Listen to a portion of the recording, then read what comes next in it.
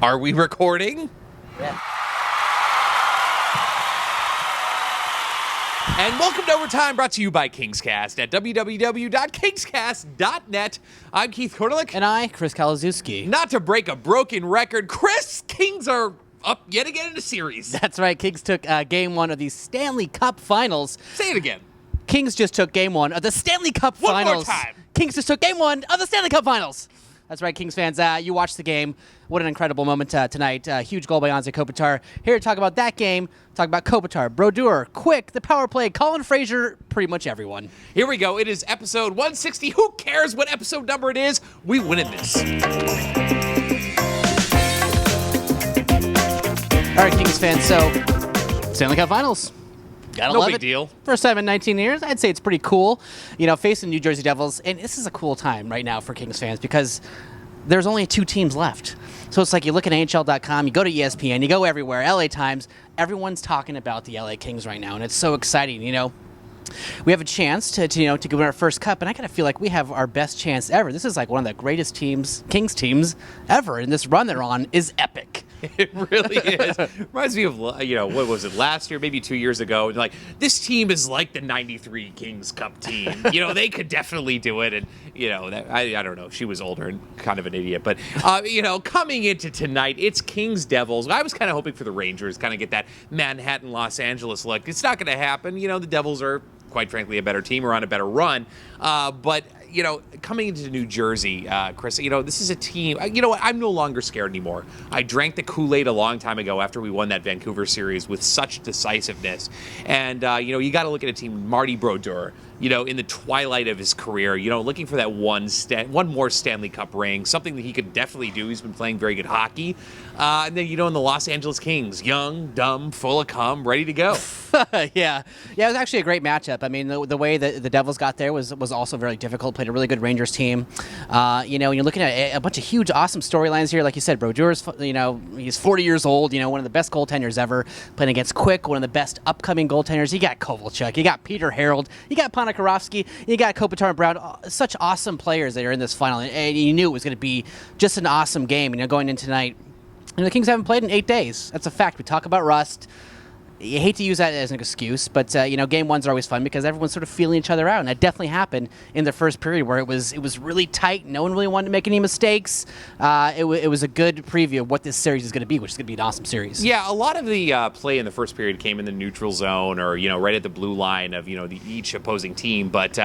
Like you said, it's feeling each other out. I don't think it was so much rust. I think Daryl Sutter's been keeping them on point, but that first period was just kind of, I don't know, it was like pond hockey, a lot of passing and things like that. But who gets it going but the fourth line, Colin Fraser? I remember when I was just screaming at Daryl Sutter from the stands up at Staples Center for playing that fourth line, but rolling 4 lines is how you win a Stanley Cup. And sure enough, one of the 2 goals tonight comes up that fourth line. Really good dish up to Colin Fraser. Maybe not the greatest goal for Martin Brodeur, but, you got to love when the fourth line chips in. And, I think now, Chris, you take that tally. Who on the Los Angeles Kings has not scored a goal? I know Colin Fraser was one of them. I think we have Scuderi. Martinez and Scuderi left. I think Martinez has a goal. I think now it's just Scuderi, which he clearly blows.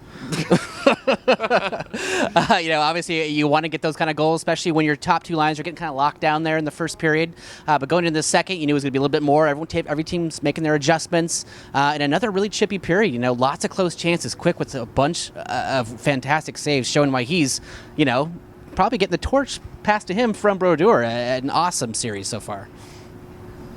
Yeah, except, Jonathan Quick is American, Martin Brodeur Canadian. I'm not sure what torch you're talking about, but, it was like sort of like a, emblematic torch. Awesome goaltenders. Torch. Okay, awesome goaltender yes. torch. Getting past, tonight in this series.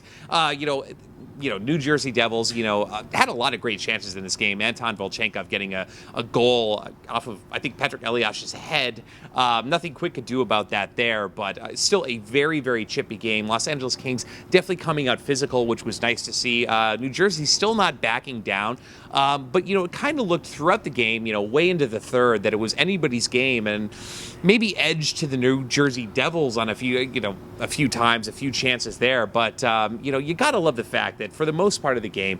Anze Kopitar's line has been shut down by the New Jersey Devils, and you got a lot of good looks, although no goals from the Richards, Carter, and Dustin Penner line. But, going in again, overtime. Now, a lot of people said that the Los Angeles Kings are playing every game is going to be in overtime, especially against the St. Louis Blues and the Phoenix Coyotes. And, out of the 14 games that we played, 2 games were, in overtime, coming into tonight. But against New Jersey, Chris, this is a team I could see us going into overtime every single game. It really seemed like it. They really sort of played to each other's game, and each team had a bunch of good chances. Early in overtime, it was really feeling like it might have been the tilt a little bit more towards the Devils. It was feeling really sketchy. How frantic is it? I mean, Kings fans, I don't know where everyone was watching the game, but wow, how hectic was that?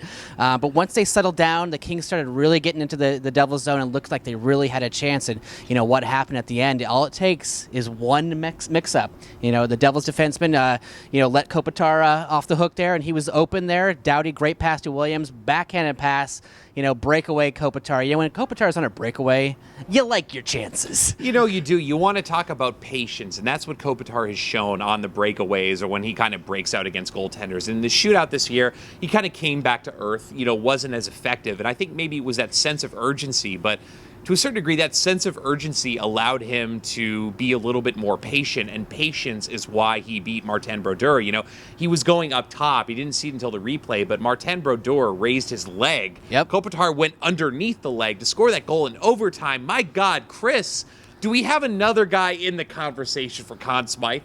I don't know. Guy's got 7 goals, and you talk about, East Coast teams don't really watch the West Coast games. Maybe a lot of people don't know who Kopitar is, which is ridiculous. But he's one of the best. But talk about a coming out party. Anze Kopitar, one of the best in the game right now. Huge goal tonight. This guy's on the map. To me, he's top 5 forward. He's unbelievable, and that's the guy who scores the goals. That's the guy you want on your team. Top line center, amazing. And also we talk about overall special teams again. Kings penalty kill continues to lock it down. But the Kings power play, I believe they only had one opportunity tonight. It was just one tonight. And other, underwhelming performance there. But does it matter? We keep talking about this, like, you can't keep going like that. Yeah. Well, we won 13 friggin' games, and they're 3 wins from the Cup. So I'm not going to say that's the biggest deal in the world, especially when you guys got guys like Colin Fraser scoring. All right, Kings fans, so it's the finals, Game 1, Stanley Cup Finals. This is such an amazing moment right now for Los Angeles. Even bandwagon fans everywhere. People were asking us walking down the street if the Kings had won. They probably don't even like hockey. But we talk about the top 5 reasons why the Kings will win the Stanley Cup.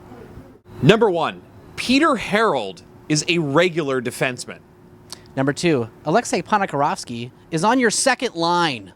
Number 3, the governor of New Jersey is fatter than Dustin Penner when he played for the Oilers. Number 2, Puck Daddy picked the Kings to win in 7 as a jinx. And the number 1 reason why the Los Angeles Kings will beat the New Jersey Devils in the Stanley Cup Finals, because Tony Soprano is effing dead.